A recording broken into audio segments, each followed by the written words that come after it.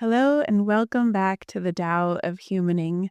I'm Dr. Christine, your host and facilitator. For today's episode, we're going to be diving into one of my favorite topics. You will learn, if you are following along, that I have quite a few favorite topics, actually, when it comes to all of these explorations of what it means to be human and how we do this. How do we support ourselves? How do we support the people around us? How do we go about being human together? So today we're going to be talking about the 5 elements as a foundational framework for better understanding our emotions and our energy. So why does this matter? Well, for one, I see a lot in my clinic and just in my life, moving about with friends and family, that a lot of times we feel overwhelmed and concerned when we feel changes in our energy, whether it's, a dip of energy or having so much so much energy that we feel almost anxious. Um, Sometimes we can feel confused or overwhelmed by our emotions or by our energy states. And what I've found is that through understanding 5 elements as, one of these maps, right, that we talk about for understanding the language that our body is speaking, right? The 5 elements has been consistently one of my favorite lenses in order to first start understanding my own energy. And through that deeper understanding of my own energy, I've also seen that play out to benefit how I understand the energy of my partner and my son and patients. Like, I'm just able to identify what's showing up because I understand that better in myself first. Also, and this could be a topic that we dive into another time. This can be really useful. I guess I'll plant the seed now. It can be really useful for relating with other humans in a way that doesn't involve labels or judgment as much. So, for example, if I'm seeing someone showing up and they're experiencing anger, right? Through this lens and practice over the years, I'll see that and I'll be like, oh, wow, that person's their wood element's really showing up today. And that's a very kind of unconscious thing that happens now. Whereas before learning these and practicing these systems, I might have thought, oh, wow, that person's really angry. It's different, right? Do you feel the difference? If I'm saying, oh, that person's element, this wood element, is really loud today, right? It's like, oh, there's less entanglement and there's less story about what that means about that person, right? To me, it means that their wood is showing up, right? And maybe their wood needs a little more support. Like, you start to get into looking for resources versus if I say, "Oh, that person's so angry," right? Then I'm like, "Oh, I'm making a judgment that anger is bad," right? So then what ends up happening energetically is I'm telling myself anger's bad. So when anger naturally arises in myself, which it will because we're human, right? And it is one of those emotions that we experience, I'm going to have that story, that little whisper of like, oh, you shouldn't be feeling that. Anger's bad, right? Anger's not bad, right? We all feel anger. I don't know any human that hasn't felt anger, right? So we'll get into this lots. This is definitely an episode that's going to be referenced back to. The goal today is to lay this foundation so that you can start to see, oh, okay, this is what's showing up in myself. So that's the guidance. And my wish for you today is to start to see on a really high level, okay, this is feeling more like earth. Okay, this is starting, you're starting to gather the data and you're starting to have a framework to be able to put that data into that will eventually start to make sense and become more useful over time. Okay? So far, so good. So I guess my premise for this episode is like, what if these changes in emotion and energy that we feel naturally throughout the day, throughout our lives, aren't a problem? What if they are information? And also, a lot of times these changes that we feel are natural ebbs and flows. And this is one of those things that Chinese medicine is so beautiful at understanding is what's showing up in nature around us, and then how does that reflect into our bodies. So there is this kind of there's like an as above so below. There's a understanding that we are mirrors of what's showing up in the environment. Like we're not separate from nature. It's not like, oh, nature's over there, that's cool. And then we're over here and we're totally separate from nature somehow. We're not. We're not. And exploring these different ideas can bring a lot of peace and spaciousness to our human experience. So I hope that is useful for you as well. There's a whole aspect of five elements that gets into personality types. And I may mention that on occasion because that is also something that I enjoy exploring. It's not, we'll have a different episode about that too, about the different personality types and how they show up. I have done a lot of classes on that over the years and it's always a lot of fun. But it's not meant to be putting us into a box of, my wood shows up a lot, so that must mean I'm a wood type. And what does that mean? That's not my intention for this episode. Oftentimes, depending on the season of life that we're in, different elements will show up in more robustness. They'll be louder in different times of our lives. Like, for example, Earth tends to be a very mothering kind of quality of energy.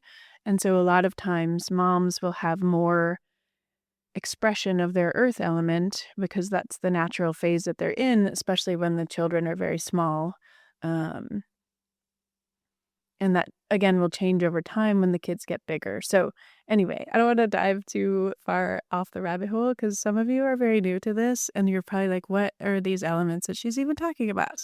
So today is the day to lay the foundation for you all and start to get a sense of the energy of these elements. These are all considered to be states that we move through. And they're also considered to be energies that are present within our body, just like the seasons. Okay.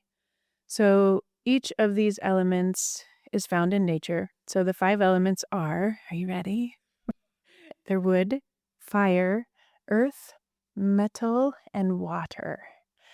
And all of these things were originally found to be needed in nature for survival, right? Like we needed wood to be able to build, we needed fire to be able to cook and stay warm, we needed earth to be able to grow food and to have a harvest, we needed metal to be able to cut and to chop. And then we needed water, of course, for drinking and for growing, right? So even just understanding that, you can start to see how those might all be a little bit different, right? There's different qualities to wood than there is to metal, right? Their functions in our lives are also very different, right?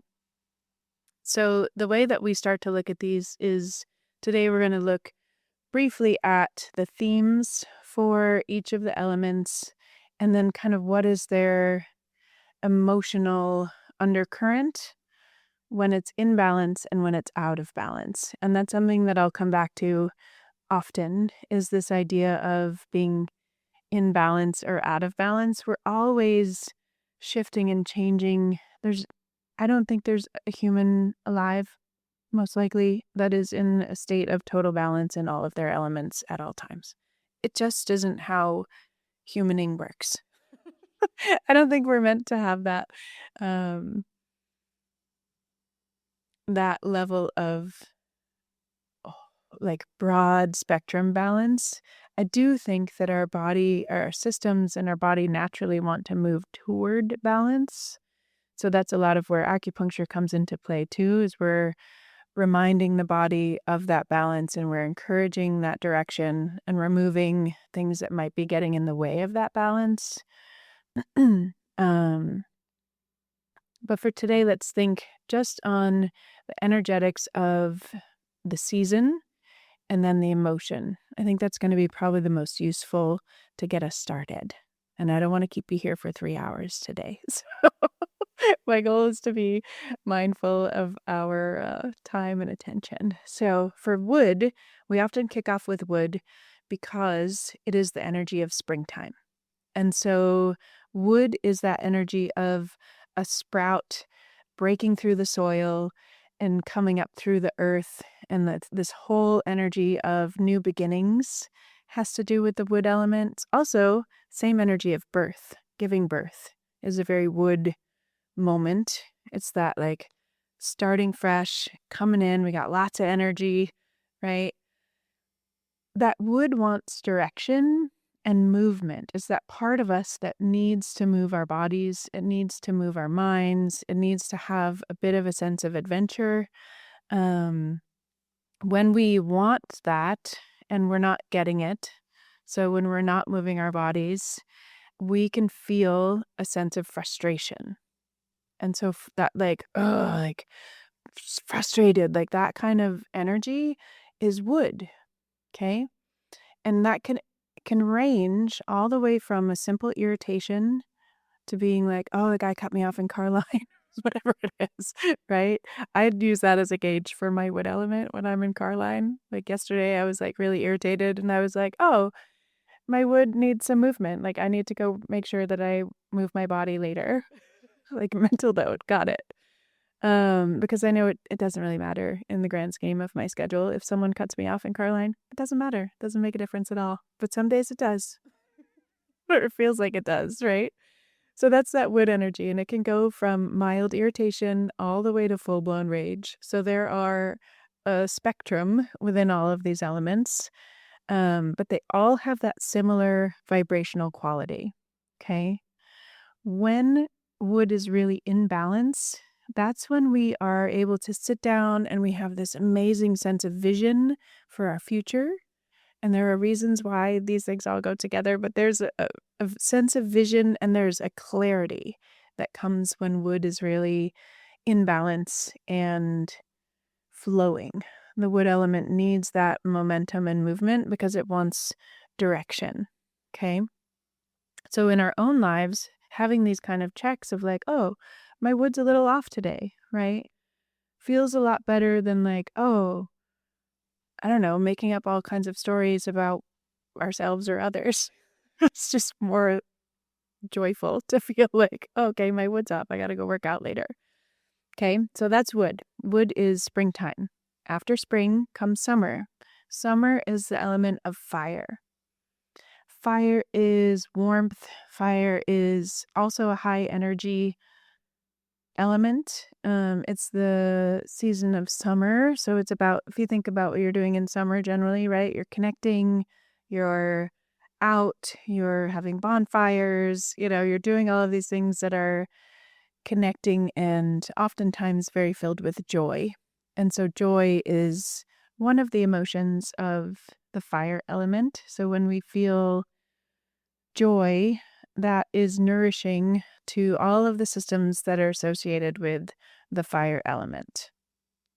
If we're looking at where fire gets stuck, so in school we're taught like overjoy it's like too much joy, and it's not so much too much joy, but it can be. It's like too much stimulation, too much going on. In modern day life, that would be overwhelm and that more kind of anxious feeling. I feel like everyone's felt anxious, even if you don't have a diagnosis of anxiety. We've all had those moments where we feel like our breath gets a little shorter, a little higher in our chest. We start to like flutter a little bit. We might get sweaty, which has to do with also the fire element. Um, Fire has to do with how we express ourselves in this life. So fire has a lot to do with communication. And when that is really in balance, we're able to communicate clearly. We feel a deep sense of peace in our hearts, aside from whatever's going on in our lives. Like sometimes life just is a little bit more peaceful, right? Like there's less chaos going on. Some seasons of our lives are more chaotic, right? And so that is more of a fire element kind of a feeling when we get that like overexcitement, not able to express, maybe feeling a little burnt out, like burning the candle at both ends often really affects the fire. Um, I think that's all I want to give for that today. I want you to get like a little flavor of each of the elements. Once we move from summer, the first thought is like, okay, next comes fall, right? But actually, in Chinese medicine, we have a late summer season that is called Earth. And Earth is the harvest time. This is a little bit of a pause before the energy starts to slow down in the fall. Okay. There's a couple of different theories about Earth energy. Some see it as being this late summer, some see it as a small pause between each season. I use that actually a lot in my regular life, and I will have an episode about that too. So I've got 3 new episodes coming through this one, which is fun. Um, but it is this energy of coming home to center. And home is a really great word for Earth because it is that kind of mama, nourishing, grounded energy. It's like if you think of like what a really healthy mother energy feels like being around, that's Earth. It's the side of us that knows what to do to take care of ourselves. So it's not just about caring for others. And right, that comes up so much for moms, all of you moms who are listening. So much value in really taking that dedicated time to care for ourselves first, right? And understanding the nourishment that's available from life. That is a very mom earth kind of quality. And it's interesting thinking about the mom energy for earth because the the emotion associated with earth is worry. All of the mamas listening know, like, it just sort of comes with the job. Like, you worry about things that you never thought you would worry about. And then overthinking is also categorized in the 5 element system with earth. So worry, overthinking, rumination, um, when it's out of balance, it's that energy of doing everything for everyone else and not feeling nourished yourself. And that leads to also kind of a burnout, but there's a resentment piece that comes when the earth emotions are out of balance. And when it's in balance, it's very easy to see where the care is needed and where the nourishment is needed. And it's also energetically kind of a middle of the road. It's not a really quiet lacking of energy. It's not digging super into the depths like a water we'll talk about in a minute, but it's more just grounded and trusting and steady. It's that steady presence when it's in balance that is just so nourishing to be around. That's like earth in balance. when we catch ourselves worrying, especially when we lay down to go to sleep or when we're eating, when we're physically trying to nourish ourselves with food and we're worrying about stuff or we're thinking about to-do lists, that is very depleting to the earth element. Okay. Um, what else? Okay, so that's earth. So metal is the fall. And the fall energy is where things start to get a little more quiet, right? This is where we start to get metal has a lot to do with rhythms, and I always love because that kind of lines up with the school calendar starting after summer. So it's like, oh, okay, yes, we got some rhythm, we got some routines happening. It feels a little bit easier to like take care of all of the things, whereas summer can feel a little chaotic because there's so many different non-habitual things happening that are all super fun usually, but it's like it's very ungrounding. So this is where the energy starts to come down back into fall. Fall has to do with establishing rhythms, but the emotions in fall are grief. And so if you think of nature, right, if we're coming back to thinking about nature and all of these things, what's happening in the fall? I grew up in New England, so it's very, very tangible for me to think about fall. It's like the smells, the air is crisp, things are really like clear, and the trees are letting go, right? And they're letting go so that they can get quiet in winter and then receive that nourishment when it comes and they're ready to bloom again in the spring, right? It's this whole cycle of nature that is encompassed with the five elements. I hope this is making sense so far. So metal is this grief. And so a lot of times people will have grief that shows up, whether it's actually the physical season of fall or it's just a fall moment in their life, or just to plant the seed for now, if you're a cycling woman, sometimes that will show up more in your luteal phase. Metal relates more to the luteal phase of a menstrual cycle. Also another topic we can get into that I love talking about. Metal has to do with how we hold on and how we release what is no longer serving us or what is ready to be released, right? Because a lot of times life will ask us to release things that we don't particularly want to release, right? Especially grief is such a great example. If you lose a loved one and, they meant something to you, they were valuable to you in your life, like, of course you're going to feel grief and sadness, right? That's just an expression of that value that they had for you. So metal is a really beautiful time to sit with that. I had a teacher who, she's so lovely. She would always talk about metal and how when you interact with someone who has a really strong metal, oftentimes it feels like you're walking into a church. Like there's a sense of reverence and a sense of connection with the divine or with God or something bigger than ourselves. That's a very metal kind of a quality or that metal aspect of ourselves. Because again, we all have all of these elements within us and they season through different times in our life. And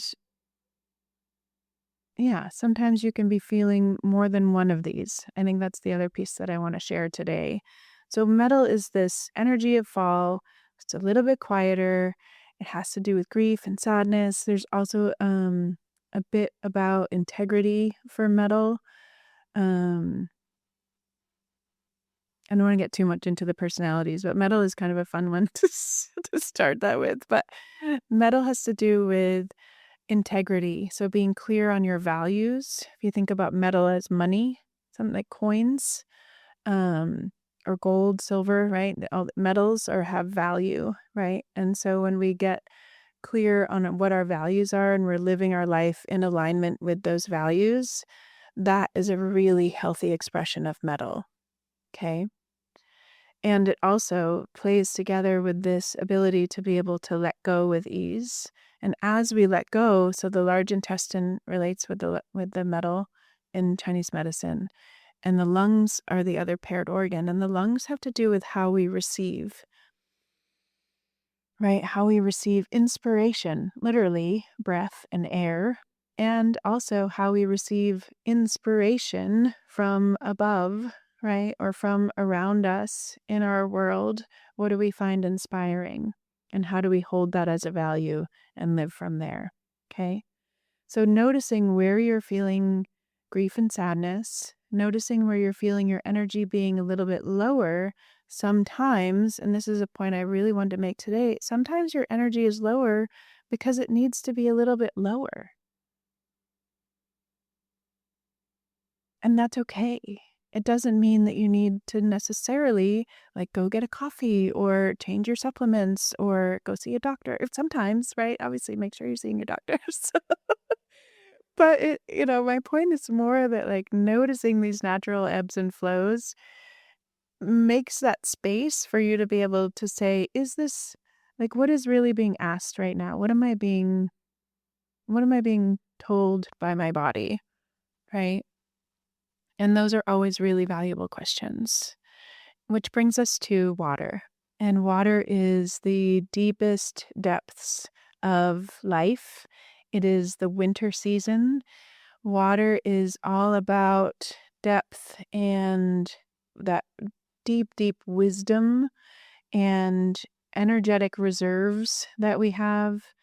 It's the part of us that sits with those really bigger questions in life of like, why am I here? Like, what am I doing? It has to do also with legacy. So, who are our supports? Like where have we come from? And also moving forward, where are we going? Like what are we leaving for a legacy in the world? That's a very watery kind of place to sit in. And it dovetails on that grief, right? Grief is kind of a heavier emotion in the body. And the emotion associated with water is fear. And there's a couple of layers of that. There's a more urinary bladder level fears, which are like a fear of spiders or, you know, a fear of, I don't know, spiders is one that's coming to my mind right now. When we look at the more deep fears of water, those moments are like, am I, like going to die? Like those are the big like life questions. Like, am I going to be alone? Water is the side of us that sits in the depths of those kind of questions. And a lot of times, especially in this society, we have a lot of discomfort sitting in those areas. And having an awareness that this is a normal, natural part of life, of our humaning, to sit there, to not get stuck there, right? So making sure if you are creating space for those bigger questions or those, looking at fears and things like that, that you have a support system in place so that you don't get stuck there. Also very important. But there's something I think when I think about water, I think about the unknown. It is really that, being able to be comfortable in the unknown. I had one teacher who would always talk about the unknown as actually as a mother energy because, humans, we have a lot of theories and ideas about where we come from before we're born and where we go to when we die, right? And ultimately, when you pare it all back, nobody really knows, right? There is this big question mark of, you know, well, where do we come from? Where are we going afterwards, right? And then we could get into the value of having a faith of some variety and, exploring those things in a way that feels nourishing and like being nourished from exploring those depths, right? And also being comfortable with other people in our lives when they're in something that's really heavier, right?